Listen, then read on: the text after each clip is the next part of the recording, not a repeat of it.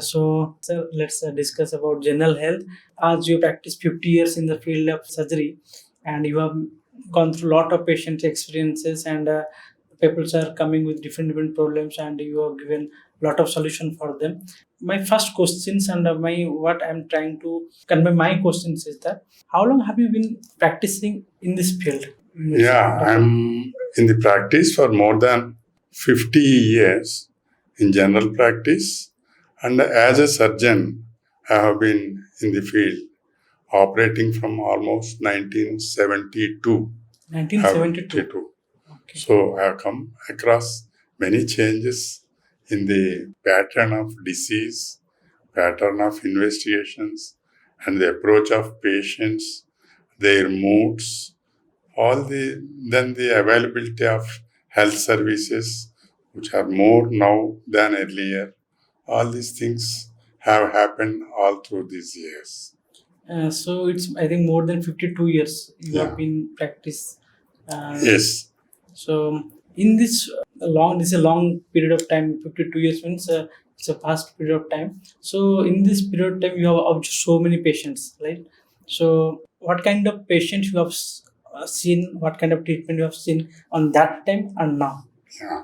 This is actually the World Health Organization defines health as a physical, mental, environmental, social well-being. Okay. So there are so many aspects of health. Disease is okay, but health, we have to be in good health in the body, in our surroundings, in our environment, with people around us. So all these things are a part of good health. Actually, the present medicine, it is only healing the disease portion of it. The general health portion of it is not being taken care of.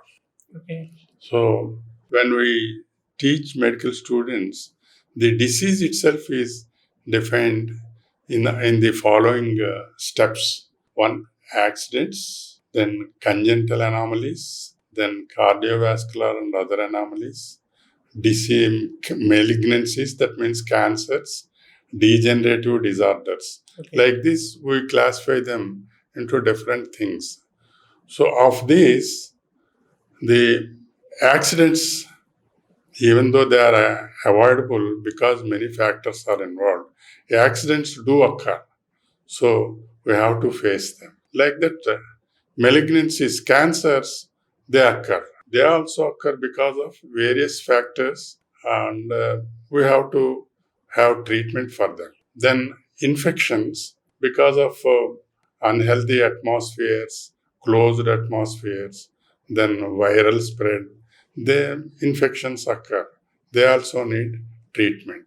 Congenital disorders, again, they need medical and surgical treatments. Yes. Degenerative, as we age, there are changes occurring like degeneration in the joints, cataracts in the eyes, hard of hearing in the ears.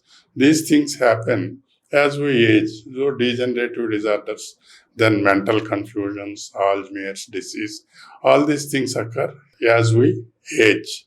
Then these are the degenerative diseases we come across. But if you take all these diseases, accidents, malignancies, they constitute only 40% of the disease.